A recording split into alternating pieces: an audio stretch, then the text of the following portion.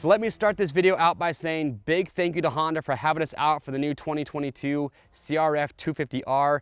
Also, look where we're at. We're at Mountain View Cycle Park in the Pacific Northwest, just south of Portland. Probably the coolest track that I've ever ridden on, and I've ridden a lot of tracks, so that is definitely saying something. Now, I know that you guys are watching this are probably wondering, Chase, did they give the Honda 250 more bottom end, more torque? And we're gonna answer that here in just a minute. But first, let's just talk real quickly about some of the big updates with the new 250. I'm sure a lot of you out there have watched some of the other videos that go over all the technical information. I'm not gonna bore you with that. You can click on the link in the description to read all about that. But for the most part, you're not getting the same chassis as a 450, so the same frame, the swing arm. But let me tell you this though, they did a ton of engine changes to this bike.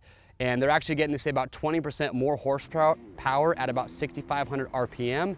And they were really, I'm gonna say it, kind of chasing that blue bike. We all know that the Yamaha 250 has been kind of the leader in class with that bottom end. A lot of people wanna lug it, carry third gear a little bit more.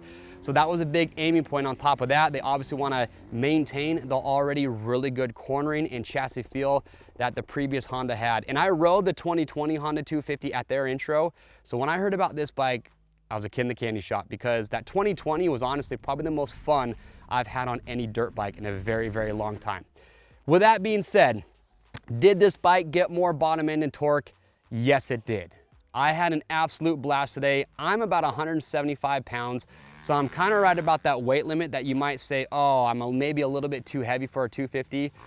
And I tell myself this every year, Chase, you need to ride a 250. You have so much fun on them. And then I go get a 450, and then I get back on a 250, and I wish I had a 250 again.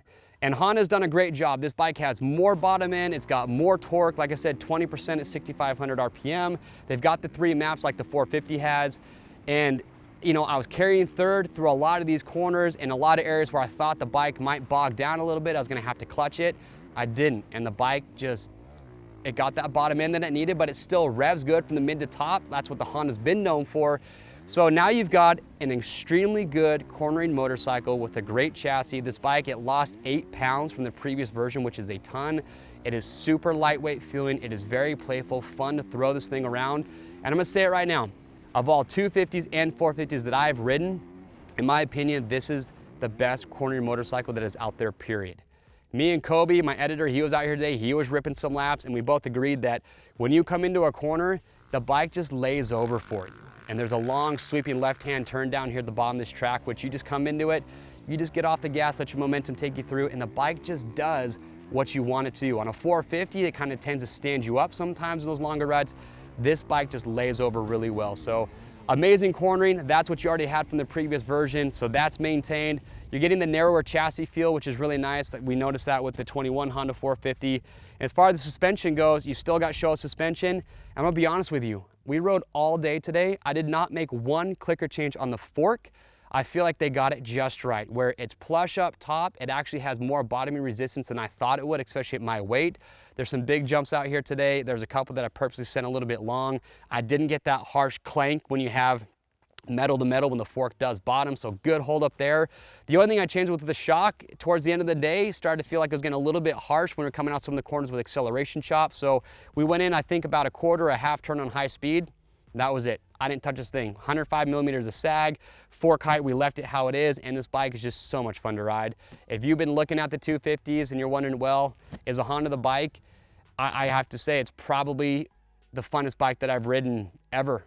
And I really wish I had one of these things because I had an absolute blast today. So overall with Honda, yes, they did it. They accomplished the goal. They got that bottom end, that torque. The track didn't get super bumpy and with a ton of brake bumps. There just wasn't enough riders out here today. So I can't really give you a good review as far as how the chassis absorbs that. But I will tell you that when you take a 250 engine and you put it in the same chassis as a 450, the bikes feel completely different. The 450 still, in my opinion, is a little bit more of a rigid bike, especially when the track is beat up. This bike is definitely more forgiving, and that kind of goes back to what I said earlier. If you're maybe just getting into the sport, or you're an intermediate vet rider and you're debating on, should I get a 250 or 450? I would probably tell you to get a 250 every time, unless you're just at a weight that demands that you do get a 450. But overall, Honda crushed it with this bike.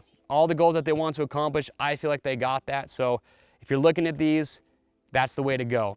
Thank you to Honda. They did an excellent job with this motorcycle. We had an absolute blast. And if you guys have more questions, if you want some more feedback, we will get those questions answered. So make sure to leave those in the comments below. And if there's anything that I left out that I didn't talk about, tell us what it is, and we'll try and get those answered for you.